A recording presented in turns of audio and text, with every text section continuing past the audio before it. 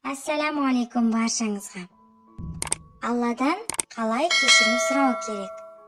Кешірім сұраудың қандай маңыздылығы бар? Осы сұрақтарға жауапты толық видеоны көру арқылы біле аласыз. Менімен бірге болыңыз. Алла тәубе етушілерді жақсы көреді, әрі таза болушыларды да жақсы көреді. Адам баласы әуел бастан қателік жасауға бейім тұрады. Кейде тіпті қай тұста шалыс қадам жасап қойғанымызды білмейміз де. Сондықтан кейде ойламаған жерден күнәлі іске қадам басып қойсақ, кейде сол істің күнә екенін біліп тұрсақ та, сол қателікті жасаймыз. Үнемі қателесіп тұрамыз. Күнә жасаймыз және артқа шегініп өкінеміз. Біз өзіміздің жасаған күнәмізге қалай қарап жүрміз? Жасаған күнәмізге өкінеміз бе? Әлде ойланбастан сол күнәні жалғастыра береміз бе? Шынайы мұсылман ешқашан күнә мен қателіктерге жол бермейтіндігімен ерекшеленбейді. Ол жасап қойған күнәсі үшін өкініп, кешірім тілеп, тәубе ететіндігімен ерекшеленеді. Шынайы иман Алла тыйым салған барлық істерден тыйылу.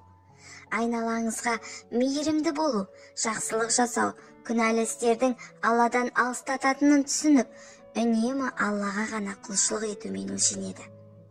Адам баласы табиғатынан күнә жасауға бейім жаратылған, және ол күнә мен қателік жасағандығы үшін емес, керісінше, сол күнәларды жасаған кездегі қырсықтығы себепті айыпқа лайық.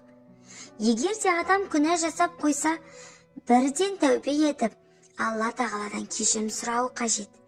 Имам Муслим Абу Хурайрадан радиаллаху анху риуаят еткен хадисте пайғамбарымыз Мұхаммед саллаллаху алейхи уассалам: жанымның иесі болған Алла тағаламен ант етемін, егер де сендер күнә жасамағанда, Алла тағала сендерді күнә жасайтын және Раббысынан жарылқау тілейтін басқа адамдармен алмастырып, есесіне олар Алланың жарылқауына бөленер еді, деген. Күнә істеген адам өкініп, дәрет алып, намаз оқыса және күнәсінің кешірілуі үшін истихфар айтса, Алла тағала ол күнәні әлбетте кешіреді. Өйткені Алла тағала Құран аятында былай дейді: біреу бір жамандық істесе, немесе өзіне зұлымдық қылса да, сонсоң Алладан жарылқану тілесе, Алланы аса жарылқаушы, ерекше мейірімді табар еді. Шайтан адам баласын азғырып, тура жолдан тайдырып жатса да, құлы жаратушысынан шынайы ықыласпен кешірім сұраса, Алла құлын кешіреді. Ол асқан кешірім иесі. Алладан кешірім сұраудың ең жеңіл әрі қарапайым дұғасы истихфар айту, яғни астағфируллах деп айту. Мағынасы Аллах мені кешірсін. Истихфар Алланың құлына деген үлкен мейірімі. Алла тағала құлынан ешқашан бет бұрмайды. Оның кешірім есіктері үнемі ашық. Алла кешіруші, кешіргенді жақсы көреді. Сондықтан тәубе етуді кейінге қалдырмай, дәл қазірден бастап Алланың кешіріміне ұмтылуымыз керек. Алладан кешірім сұрау, истихфар айтып, күнә жасауды қайтадан жалғастыра беру деген сөз емес. Алладан жүрекпен, көңілмен де, тілмен де шынайы кешірім сұрау, өкініп тәубе ету және енді сол күнәні енді жасамауға ниет ету, шынайы тәубе ету болып табылады. Пайғамбарымыз саллаллаху алейхи уассалам истихфар айтуды әдет еткен, көп оқитын адамды Аллах тағала дерттерден, қиыншылықтардан құтқарады. Оны ойламаған жерден ризықтарға қауыштырады, дейді. Және де күнә көңілде із қалдырады. Тәубе және истихфар еткенде ол дағы жойылады, көңіл тазарады деп те айтып кеткен. Алланың мейірімінің шегі жоқ. Әр адам күнәсі үшін тәубе етіп, кешірім сұраған үшін төмендегі үлкен нығметтерге бөленеді. Алланың кешіріміне ие болады, Дүниелік істерді таршылық көрмейді. Қанағатшыл, сабырлы болады. Күнә істерді жасаудың өзін тияды. Аллаға жақындай түседі. Дұғаларының қабыл болуына себеп болады. Рухани тазарады. Жүрегі жұмсарып, мейірімді болады. Имам Ахмад ибн Ханбалдың басынан өткен мына оқиғаны тілге тиек ете кетейік. Имам Ахмад ибн Ханбал бір қаладан екінші бір қалаға сапарға шығады. Қалаға келген соң, мешітте құптан намазын оқып болып, мешіттің бір бұрышында жатса, мешіт күзетшісі жүгіріп келіп мешітте ұйықтауға болмайды дейді. Мен ұзақтан келдім, мешітте түнеп шығайын десе де, күзетші рұқсат етпей, имам Ахмадты мешіттен шығарып жібереді. Имам Ахмад мешіттен шығады да, мешіттің сыртқы есігіне сүйеніп, мешіттің табалдырығында отырады. Мешіт күзетшісі тағы да жүгіріп келіп, мешіттің табалдырығында отыруға болмайды. Бұл жерден кет деп, тағы да қуып жібереді. Мен мешіттің ішінде отырған жоқпын ғой, сыртында отырмын ғой. Сонда да мені қуасың ба дейді. Ол заманда адамдар ғалымдардың атын білгенімен, көрмегеннен кейін түрлерін танымайтын еді. Әлгі қарауыл дөрекілік танытып, имам Ахмадтың екі аяғынан ұстап, жолдың ортасына дейін сүйреп апарып тастайды.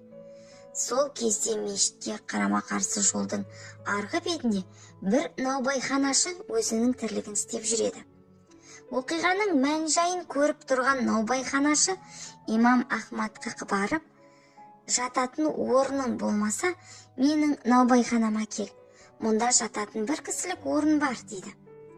Имам Ахмад наубайханаға кіріп жайғасады. Әлгі наубайханашының тірлігіне қарап отырып, оның қамыр елеп жатқанда, қамырды көмбеге жауып жатқанда, отын дайындағанда, тіпті әр істе астағфируллах деп үнемі айтып жүретінін байқайды.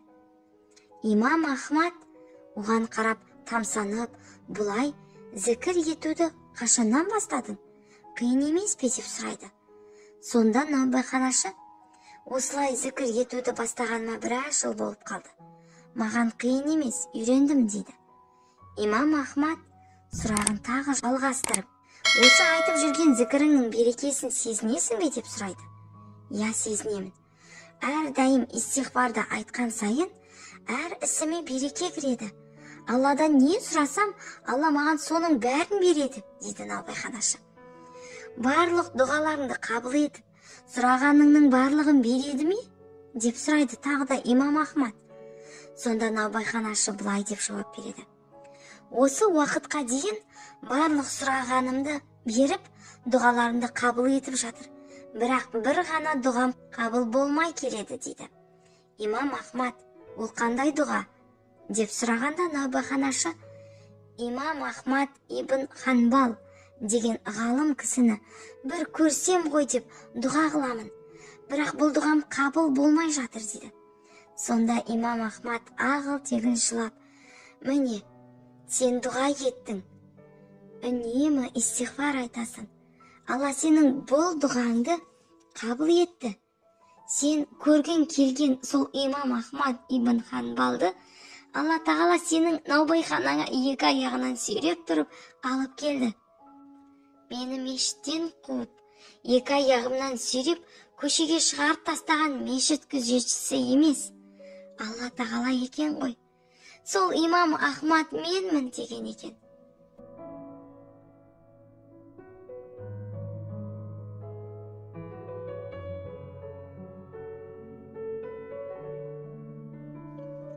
Я Раббым, барлығымыздың біліп білместен істеген күнәларымызды кешіргейсің.